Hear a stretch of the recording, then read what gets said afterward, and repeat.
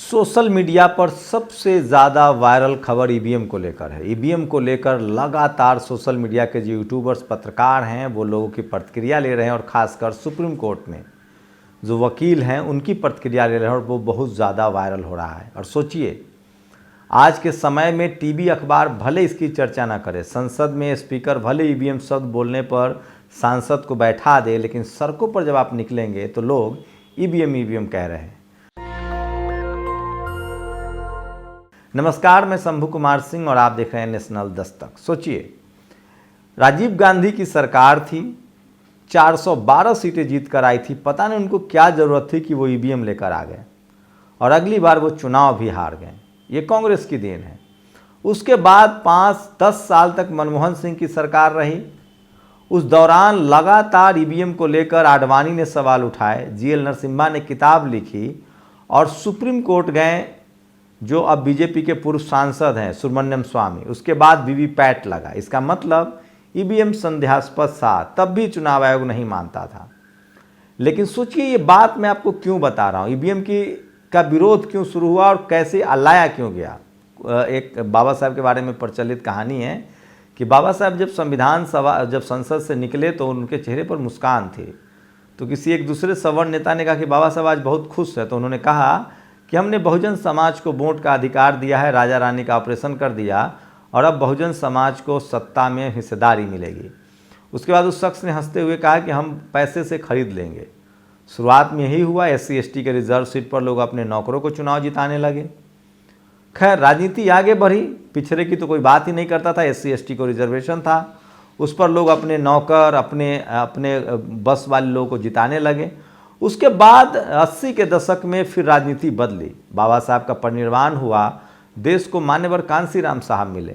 उसके बाद एक तरफ करुणानिधि मिले, दूसरी तरफ कर्पूरी ठाकुर मिले, लालू यादव मिले, तमाम इस तरह के बहुजन नेता मिले और उन्होंने बहुजन आंदोलन को मजबूत किया। और उसमें सबसे बड़ा नाम था कांसीराम साहब का। और उनका जो नारा था, जिसकी जितनी संख्या भारी उसकी उतनी हिस्सेदारी, और वोट से लेंगे CM PM, आरक्षण से लेंगे SP DM। और उसके बाद 412 सीट जीतने वाली कांग्रेस के राजीव गांधी घुटनों पर थे और वो ईवीएम लेकर आ गए। तो क्या वोट के डर से राजीव गांधी ईवीएम लेकर आए थे?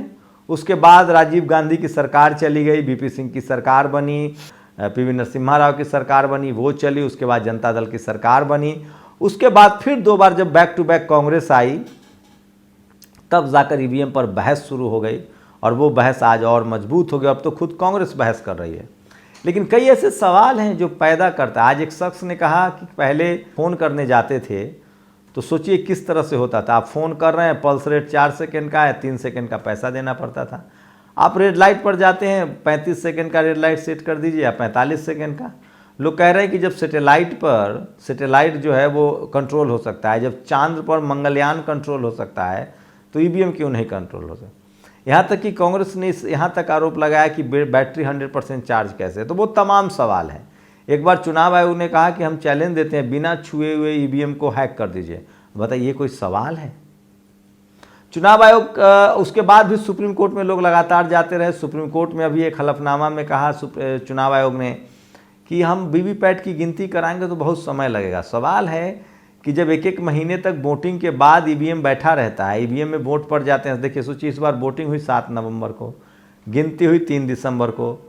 1 महीना में 4 दिन कम तक जब वोट डाल के हम 1 महीना इंतजार कर सकते हैं, तो काउंटिंग के लिए 5 दिन का इंतजार क्यों नहीं कर सकते हैं? लोग लॉजिक ये भी दे रहे हैं कि दुनिया के तमाम डेवलप्ड कंट्री जहाँ ईवीएम बनता है वहाँ कोई वोटिंग ही नहीं होती है। ईवीएम में सिर्फ आप वोट किसको दे रहे हैं आपको पता ही नहीं है। टे करता है, वीवीपैट में 30 सेकंड देखते हैं। मशीन है, वो किसी और को भी जा सकता है। आधे घंटे बाद किसने क्या सेट कर रखा है। तो ईवीएम बिल्कुल ट्रस्टवर्दी नहीं है और इस देश के हर एक नाम को आदमी को अब पता है। और खासकर SC/ST OBC बहुजन समाज के लोग बहुत जागरूक हैं। विपक्षी दल नहीं चाहते हैं, लेकिन जो सत्ता पक्ष है और जो सत्ता पक्ष के समर्थक है वही ईवीएम के साथ है। मीडिया गुमराह करती है कि ये हम फिर से ठेला युग में, बैलगाड़ी युग में जाएंगे।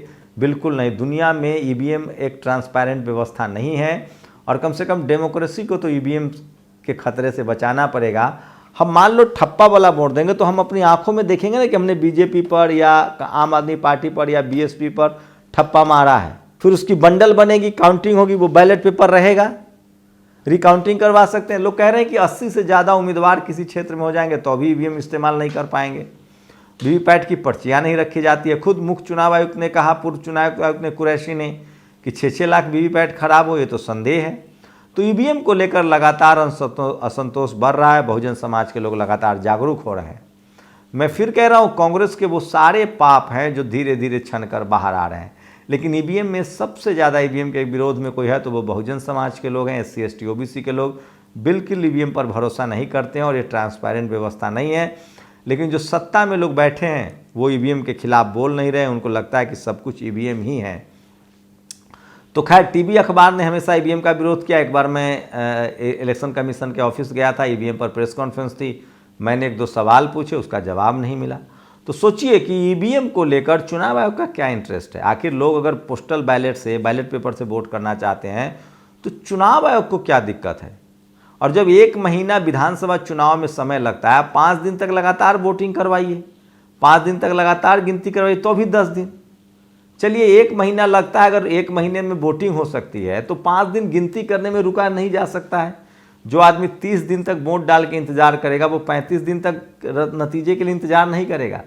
तो ये तो तय है कि इलेक्ट्रॉनिक मशीनों को कंट्रोल किया जाता है, उसके चिप बनते हैं, उसकी प्रोग्रामिंग होती है। आखिर ईवीएम से वोट प्रोग्रामिंग की वजह से ही होता है ना।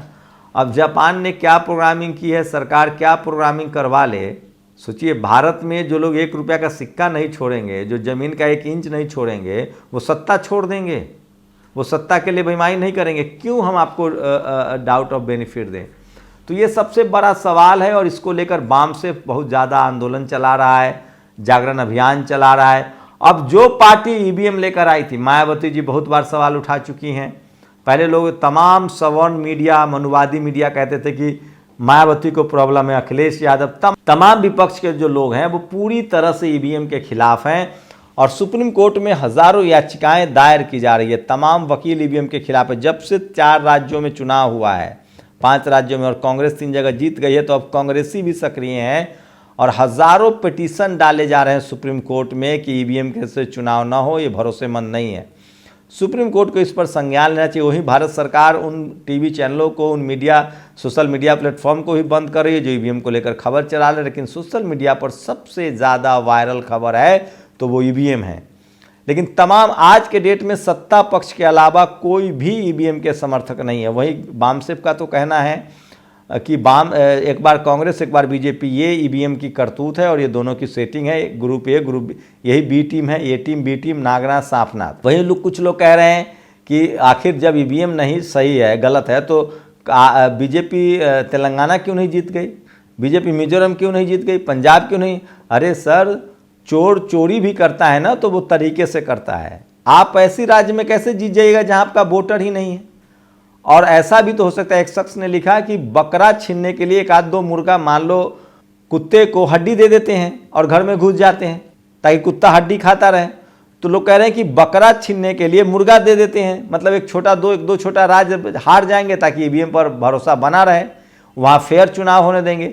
एक शख्स तो कह रहा था कि 20-20 दिन का समय लगता है, ईवीएम की एक्सचेंज होता है, बैटरी 100% कैसे होता है। तो ईवीएम को लेकर इस देश के आम नागरिकों में अब धीरे धीरे विरोध बढ़ता जा रहा है। सिर्फ ज़्यादातर जो बीजेपी समर्थक हैं, खासकर जो सवर्ण समाज के लोग हैं, जिनकी जनगणना के हिसाब से संख्या कम है, वो ईवीएम के साथ हैं। इस देश की मीडिया ईवीएम के साथ है, लेकिन इस देश का जो 90% आबादी है, SC ST OBC और किसान और तमाम विपक्षी दल, वो ईवीएम के खिलाफ है। और सोशल मीडिया पर सबसे ज़्यादा वीडियो अभी ईवीएम के खिलाफ देखा जा रहा है, सुना जा रहा है, वायरल हो रहा है। लेकिन मैं फिर कह रहा हूँ, ईवीएम नरेंद्र मोदी नहीं लेकर आए हैं, ना अमित शाह, ये कांग्रेस लेकर आई है। ये कांग्रेस का किया धरा, वो भी राजीव गांधी का। और सवाल है कि एक पूर्ण बहुमत वाली सरकार ईवीएम क्यों लेकर आई, क्योंकि अगले चुनाव में उसको हारने का डर था। कांग्रेस लेकर आई, धीरे धीरे वाजपेयी ने इसको पूरी तरह से इंप्लीमेंट कर दिया और हर जगह ईवीएम से चुनाव होता है। और ईवीएम जो है वो बिल्कुल ट्रस्टवर्दी नहीं है। और सोशल मीडिया पर सबसे ज़्यादा देखे जाने वाली खबर ईवीएम है, सोशल मीडिया पर सबसे ज़्यादा वायरल ईवीएम है। और इस देश की बहुसंख्यक आबादी ईवीएम के खिलाफ है। लेकिन टीवी, अखबार, मनुवादी मीडिया, जातिवादी मीडिया और सवर्ण पत्रकार, सवर्ण समाज जो है, जो बीजेपी के समर्थक है, वो ईवीएम के साथ है। और बीजेपी फिलहाल ईवीएम हटाने के पक्ष में नहीं है। तो आप लोग की क्या प्रतिक्रिया है कि आप ईवीएम पर भरोसा करते हैं, नहीं करते हैं, आपकी क्या राय है, आप इस वीडियो में अपनी राय दे सकते हैं। अगले वीडियो में हम आपकी राय जरूर देश को बताएंगे। तो सोशल मीडिया पर ईवीएम के खिलाफ जो खबरें चल रही हैं वो सबसे ज़्यादा देखी जा रही है, सबसे बड़ी खबर है। शुक्रिया। नेशनल दस्तक की आपसे गुजारिश है कि अगर इसको बचाना चाहते हैं तो नेशनल दस्तक को सब्सक्राइब करने के लिए रेड कलर के सब्सक्राइब बटन को दबाएं, फिर बेल आइकन की घंटी दबाएं। नेशनल दस्तक को बचाने के लिए बहुत ज़रूरी है कि हर खबर को शेयर करें, लाइक करें, कमेंट जरूर करें।